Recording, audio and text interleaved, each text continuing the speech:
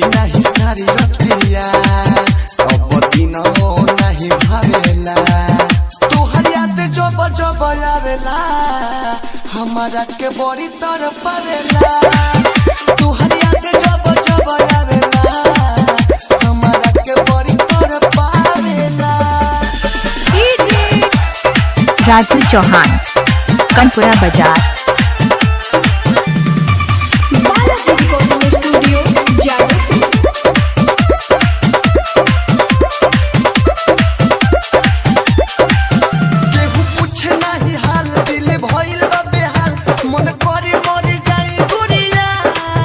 दिल तोहरे के देने अब जनोई अपन तोहरे नाम करे जाई गुरिया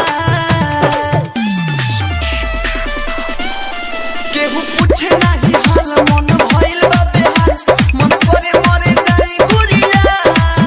दिल तोहरे के देने अब जिंदगी अपन तोहरे नाम करे जाई गुरिया अखिया में खाली लोरे आवेला कैसे कही हो बिजोरे आवेला तोहर याद जब जब आवेला हमारा के बड़ी तरफ पावेला तोहर याद जब जब आवेला हमारा के बड़ी तरफ पावेला। राजू चौहान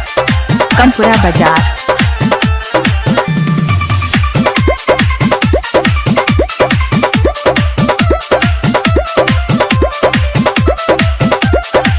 दर्द भइले लतीज मोर कुहू के करे लगे अभी ये निकोली मोर पारा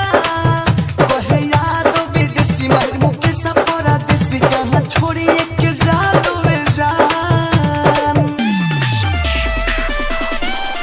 दर्द भइले लतीज मोर कुहू के करे लगे अभी ये निकोली मोर पारा कहे याद विदेशी मार मुके सपरा देसी कहां छोड़ी एक जालू वे जान दर्द दिलाई रोवे गावेला यहाँ देखेला ये तो है पावेला तोहर याद जब जब आवेला हमारा के बड़ी तरफ पावेला तोहर याद जब जब आवेला हमारा के बड़ी तरफ पावेला। रीमिक्स ए के राज कुरकुरी।